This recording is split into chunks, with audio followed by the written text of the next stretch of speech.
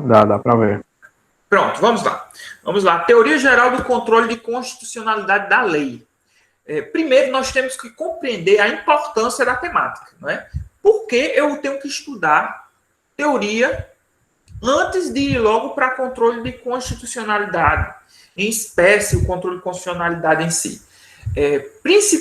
A base de vocês compreenderem a TGCC, né, que a gente chama de Teoria Geral do Controle de Constitucionalidade, basicamente é para vocês terem o conhecimento prévio do que vocês vão ver de forma mais aprofundada.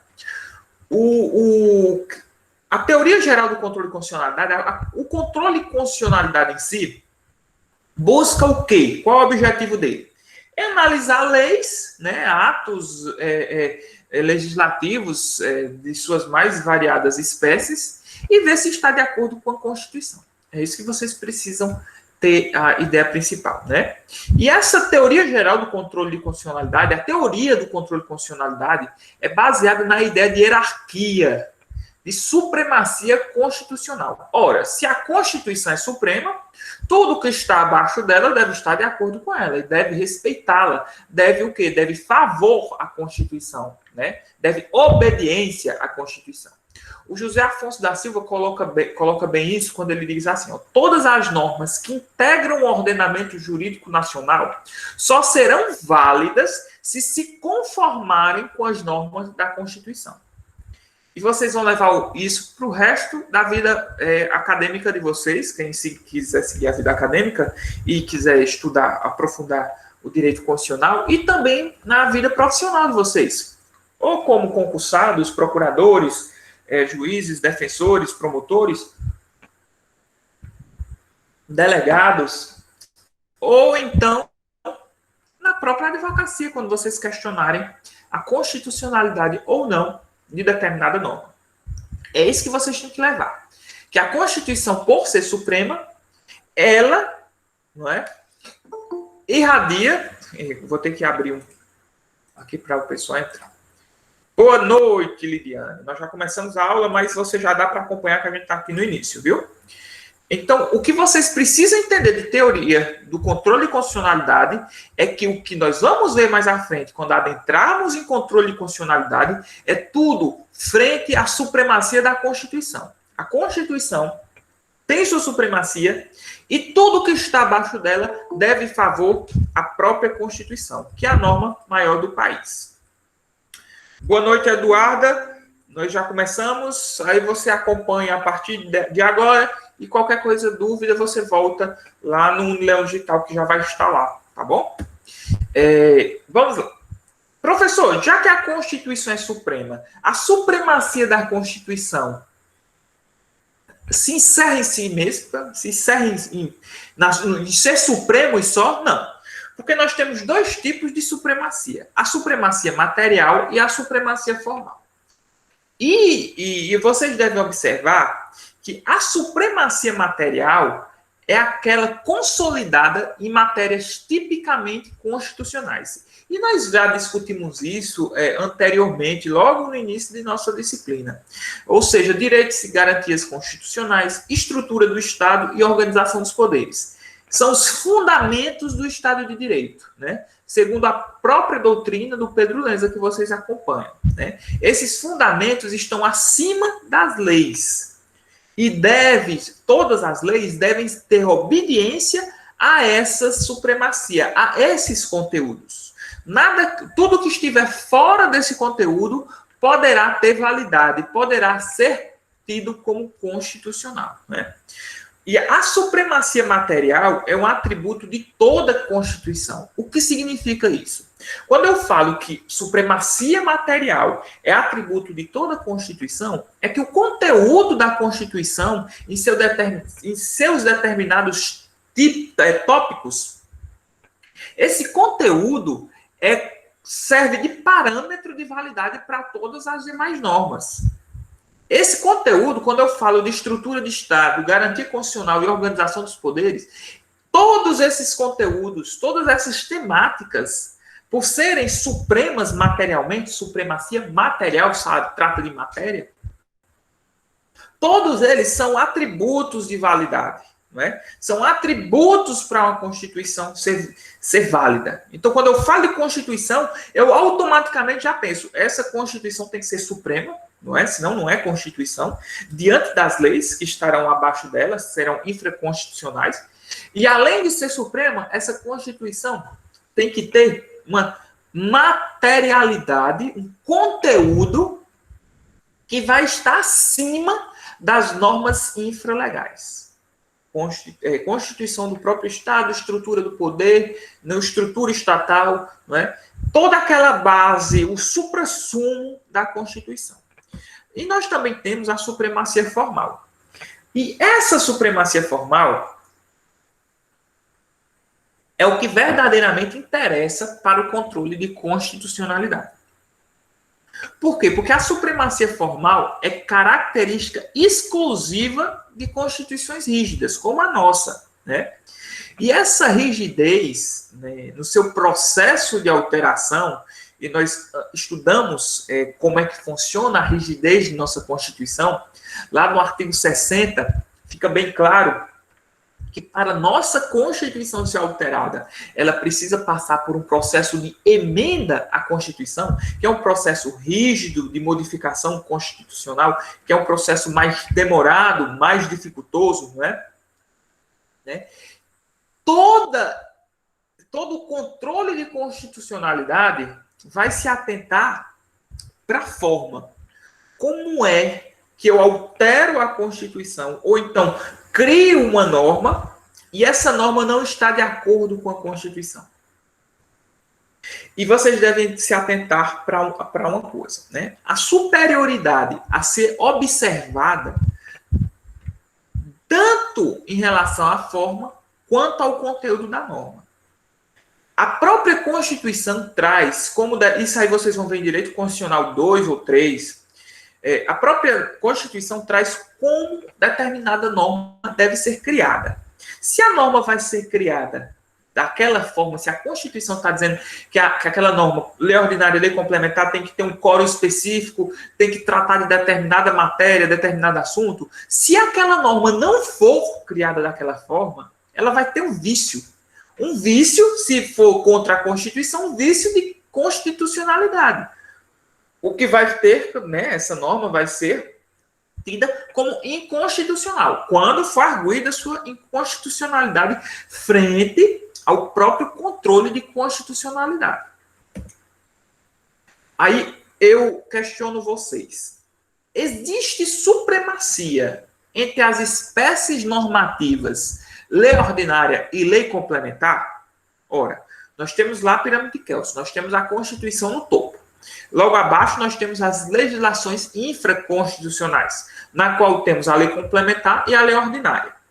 Vocês não precisam se preocupar com isso agora. O que vocês precisam entender é que tanto a lei complementar como a lei ordinária estão num pé de igualdade. Não existe, isso já é pacificado pela doutrina, porém a jurisprudência do STF quanto o STJ, né, pacificou esse entendimento. Um ou outro doutrinador, por isso que eu coloquei que isso não é pacífico na doutrina, fala que a lei complementar é superior à lei ordinária, ou outros falam que a lei ordinária é superior à lei complementar. Mas o que importa para vocês saberem é que tanto o STF como o STJ já pacificaram o entendimento que não há hierarquia entre lei complementar e lei ordinária. Todas estão sujeitas a um controle de constitucionalidade de forma igual. Porque se nós tivéssemos hierarquia, por exemplo, em relação à lei complementar ser superior à lei ordinária, quando eu fosse questionar algum vício de constitucionalidade da lei complementar, eu teria que primeiro questionar a lei ordinária. Ou, no caso, vice-versa, a depender de quem está acima de quem.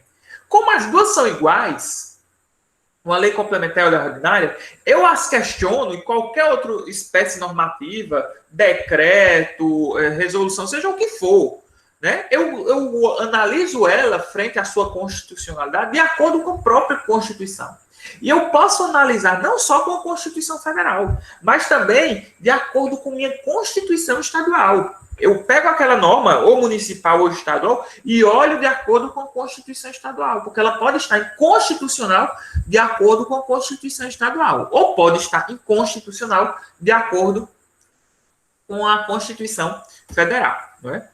Então, vamos ampliar o tema. Tirando o mistério da matéria, nós temos que o controle de constitucionalidade é essencial para a manutenção do Pacto Federativo, frente à união indissolúvel. Por quê?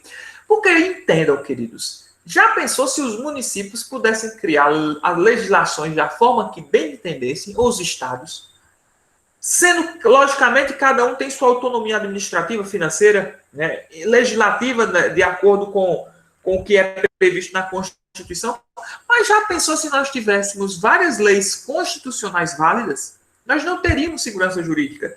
Nós teríamos uma ruptura do Pacto Federativo.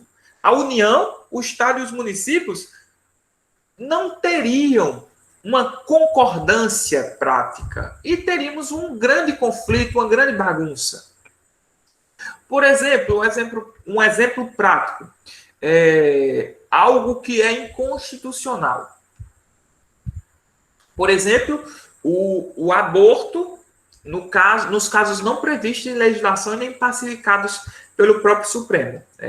Violência, grave risco à mãe, feto anicéfalo. Determinado estado A, B ou C cria uma nova espécie normativa tratando de direito penal. Logicamente que já eu trago para vocês que os estados podem tratar de normas de direito penal, contanto que seja de questões ambientais, mas não podem criar crimes como esses. Aí o estado em si, não respeitando a competência legislativa da União de criar crimes em espécie, tratando desse caso do aborto, cria uma legislação própria, não é?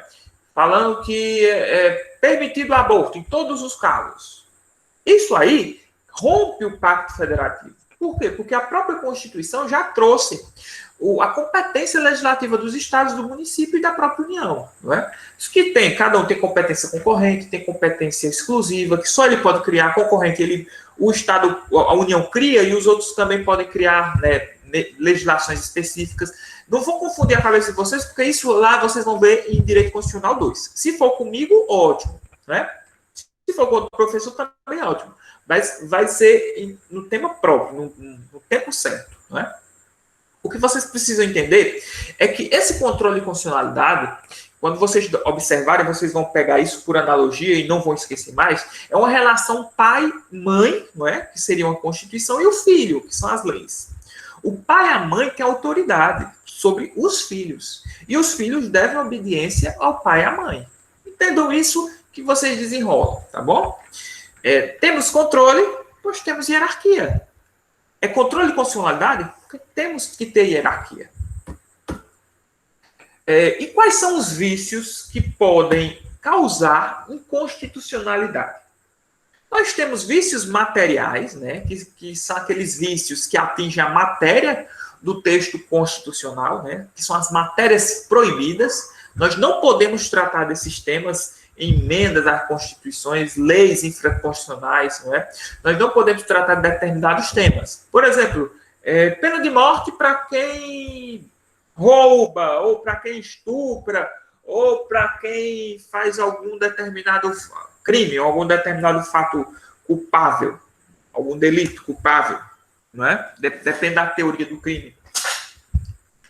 Pena de morte, pena cruel, amarrar uma pedra por 20 anos, uma pedra de 100 quilos na perna de quem mata uma mulher, ou mata o marido, mata a sogra, seja lá o que for.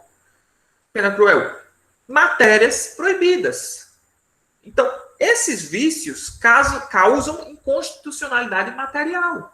Não é para ser tratado por norma.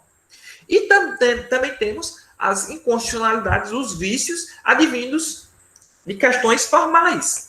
Não se pode ferir uma forma legal. Eu não posso ferir uma forma do texto. Se a Constituição está dizendo que é para ser determinada lei, é para ser aprovada com quórum simples, ou quórum de 1/3, de 2/3, seja lá qual for, depender do processo legislativo que ela deve seguir, ela deve seguir esse quórum, deve seguir esses ritos, senão ela vai ser inconstitucional. frente a um vício formal. Por exemplo, uma lei complementar que deve ser aprovada por maioria absoluta e lá no Congresso é aprovada por maioria simples. Ora, essa lei tem um vício formal. E por ter um vício formal, se torna inconstitucional. Vai ser questionada a sua constitucionalidade. Né? A partir disso, com essa base que vocês tiveram, nós temos que observar nosso sistema de controle. Qual é a lupa, qual é a lente que eu olho se é constitucional ou inconstitucional? Né? A forma como o controle é realizado. O Brasil, nosso Brasil, né, nossa grande nação brasileira, adotou o sistema jurisdicional. Quem é que tira a norma do mundo jurídico? Quem é que afasta essa norma? O judiciário. Esse é o sistema jurisdicional de controle. O artigo 102 da Constituição traz bem isso, explica bem isso para vocês, quando ele coloca que o Supremo é o guardião da Constituição, cabendo ao judiciário se manifestar a respeito da inconstitucionalidade. E isso pode ser alegado aqui no primeiro grau, no Tribunal de Justiça, segundo grau, e no Supremo. A constitucionalidade é a constitucionalidade. Eu posso alegar? Posso alegar. Né? No Brasil, nós temos também, além do controle jurisdicional, né, nós convivemos, isso não é adotado, é um convívio. Uma coisa é você adotar, aceitar, ter como. Outra coisa é você conviver. Ou seja, aqui, entenda esse conviver como tolerar. No Brasil, além do sistema jurisdicional, nós toleramos, nós convivemos, né, com controle político. E como é que funciona, professor, esse controle político? Ora, meus queridos, um exemplo claro é o veto através do Poder Executivo. Né? Constituição, artigo 66. O veto do presidente da República. Né? Parecer da Comissão de Constituição e Justiça. Tribunal de Contas, artigo 71. Isso vocês tragam para o Estado, não é? Quando o governador veta determinado projeto de lei, ou então, por ser inconstitucional, ou então vocês tragam aqui para o município, quando o prefeito veta, ou então quando a Câmara Municipal passa determinado projeto de lei pela Comissão de Constituição e Justiça. Isso é o controle político, não é controle judiciário. Eu estou fazendo controle político. Né? Eles se manifestam a respeito da constitucionalidade. O prefeito ou o governador pode dizer se é constitucional ou não e vetar. Mas eles não tiram do mundo jurídico. Por quê? Porque mais à frente a Câmara ou a Assembleia Legislativa ou o Congresso, no caso do presidente, derruba o veto. Né? Eles podem entender, tem sua equipe de jurista e podem entender, olha, ele entende como constitucional. Mas nós entendemos que não é inconstitucional. Então vamos derrubar o veto. E derruba o veto do presidente da República, do prefeito ou do governador. Né? Uma vez derrubado o veto, o prefeito pode questionar, o governador pode questionar e o presidente pode questionar com ação direta de inconstitucionalidade, com instrumento próprio, aquela norma. Olha, judiciário, é inconstitucional. Você, nós como adotamos o controle jurisdicional, o sistema jurisdicional de controle de constitucionalidade, você que tem o condão de dizer que é ou não inconstitucional. Então, tire essa norma do mundo jurídico, porque ela não está de acordo com a Constituição. Né? Então, eles se manifestam a respeito da constitucionalidade, mas não tiram do mundo jurídico, somente o Supremo tira. E última palavra, quando chega no Supremo, declara ou não inconstitucional. Meios e vias de exercício. Como é que nós, apesar de nós já vimos isso tudo que nós estudamos, professor, como é que nós, juristas, ou prefeito, ou governador, vamos excluir essa norma do mundo jurídico? O artigo 5º, no seu inciso 35, traz lá que a lei não excluirá da apreciação do Poder Judiciário lesão ou ameaça a direito. Lesão ou ameaça a direito. Qualquer lesão ou ameaça a direito, o judiciário tem que se manifestar. Uma galinha, roubaram uma galinha, lesou, violou o direito de outrem. Então, preciso que o judiciário se manifeste. Nem que seja para dizer que não tem fundamento o pedido. É necessário. Vocês vão ver isso numa matéria muito boa, muito que vocês vão adorar, que é processo civil. Tomara que vocês adentrem processo civil, gostem do processo civil. Vão começar com teoria geral do processo civil, que é uma disciplina ótima, e vão ver processo civil 1, 2, 3. Estudem muito processo civil, né? E como é que eu faço esse controle? O controle de constitucionalidade é exercido através de duas ações. Ações de controle concentrado e ações de controle difuso. Vocês vão ver essas ações em espécie em processo constitucional. O que vocês precisam saber agora é que existe a ADIM, a DC, a DPF e a ADO. Usa uma via direta. Já vou explicar para vocês. E no controle difuso, usa uma via incidental. Controle concentrado, controle difuso. Concentrado, difuso. Não é? A ADIM é ação direta de inconstitucionalidade. A DC é ação direta de constitucionalidade, quando eu quero que aquela norma seja constitucional. Já a ADIM é de inconstitucionalidade, é quando eu quero que aquela norma, aquele ato legislativo, o decreto, seja lá o que for a espécie normativa legislativa, seja inconstitucional. A DPF é a arguição de descumprimento do preceito fundamental e a ação direta que nós temos para cumprir determinados preceitos constitucionais. Porque muitas vezes nós temos normas constitucionais que são desrespeitadas por Estado, por município, e nós precisamos que o Supremo, que o Judiciário diga, olha, cumpra-se esse preceito fundamental. E ações de controle difuso são por via incidental, como eu vou explicar para vocês aqui à frente. Né? Ação direta, né? Ações de controle concentrado, via direta. O que significa isso? Significa, meus queridos, que por via direta eu entro com a ação diretamente no Supremo. Eu pego e questiono a constitucionalidade daquela norma diretamente no Supremo. Lá no artigo 104 da Constituição, nós temos os legitimados para entrar com a ADI e a ADC. Né? É abstrato. Como, professor? É abstrato. Não tem ator e réu. Eu não entro contra determinada pessoa. Né? Eu não entro contra Raimundo, contra João, contra o Poder Legislativo que criou aquela lei. Não. Eu pego a Constituição e pego a lei. E comparo as duas. Não tem ator e réu. Não tem um caso concreto. Por isso que é abstrato. Né? É uma discussão de inconstitucionalidade em tese. Por que, professor, em tese? Porque, ora, eu questiono a constitucionalidade de determinada norma. Ela vai ser ou constitucional no final do julgamento ou inconstitucional. Então, a discussão de inconstitucionalidade em tese pode ser confirmada ou não. Não há uma garantia de que o Supremo vai decidir pela inconstitucionalidade. E é uma ação de via dúplice, pois na análise o STF reconhece ou não a constitucionalidade. Ele vai dizer, o Supremo vai dizer, é constitucional, válido para o mundo jurídico.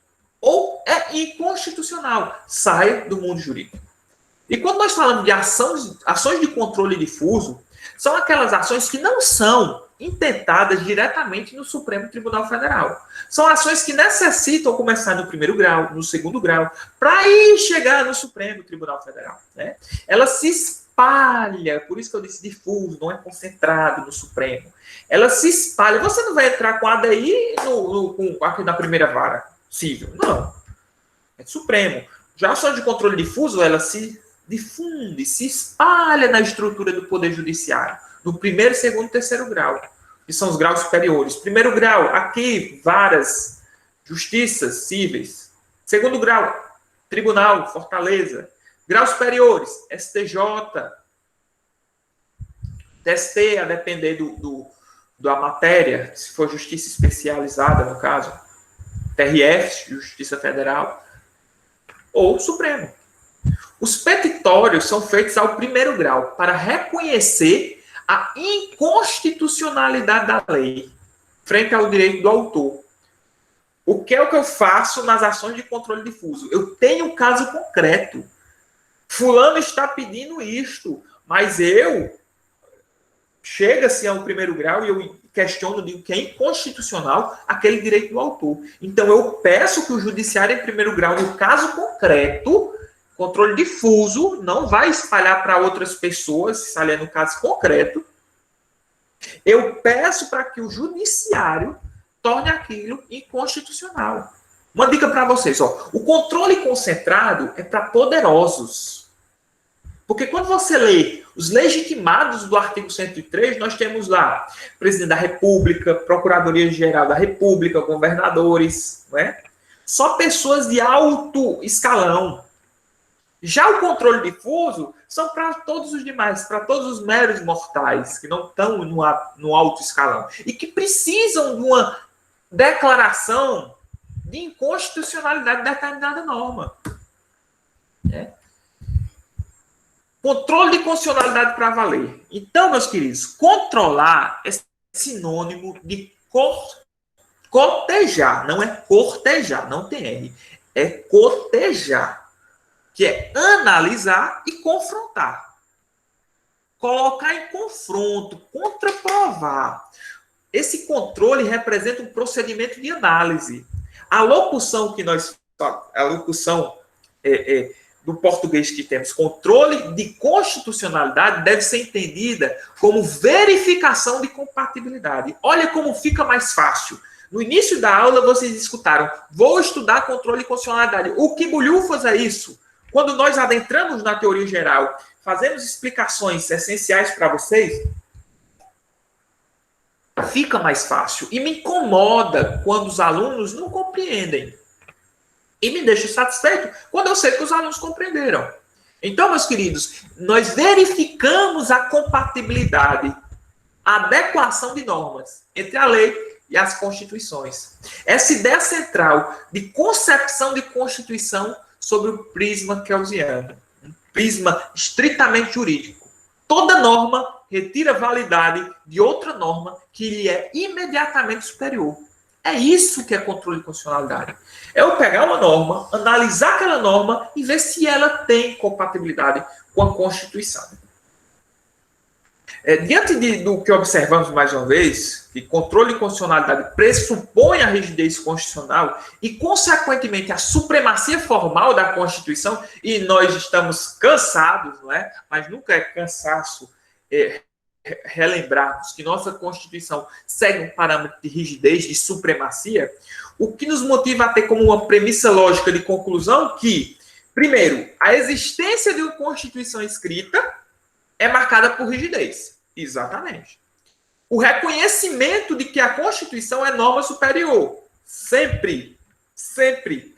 E pressuposto de validade de todos os demais diplomas normativos. Estamos lá. Tem um colega aqui entrando no finalzinho da aula. Iane Jéssica, boa noite, querida. Já estamos no finalzinho da aula, mas seja bem-vinda. Então, esse reconhecimento de que a Constituição é norma superior e pressuposto de validade de todos os atos normativos é o que fundamenta esse controle. E a estipulação de uma relação de parametricidade. O que é essa parametricidade? De comparação. Isso é uma feitura, uma avaliação de compatibilidade entre a Constituição e todo o ordenamento jurídico. Eu analiso assim de baixo. Você está ok. Concordo, venha. É constitucional. É constitucional? É constitucional? Não, você não é constitucional.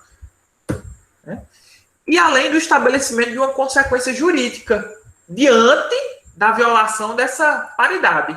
Por exemplo, o reconhecimento da existência da nulidade ou da anulabilidade do ato inferior incompatível com a Constituição. Até porque vocês têm esse conhecimento em direito civil, não sei se vocês já viram, a diferença de nulidade e de anulabilidade, porque a nulidade é total, volta, retroage, é stunk, bate na testa, por isso que fala stunk, retroage todos os efeitos anteriores. Já a anulabilidade é snunk, nuca, bateu na nuca, vai para frente, a partir de.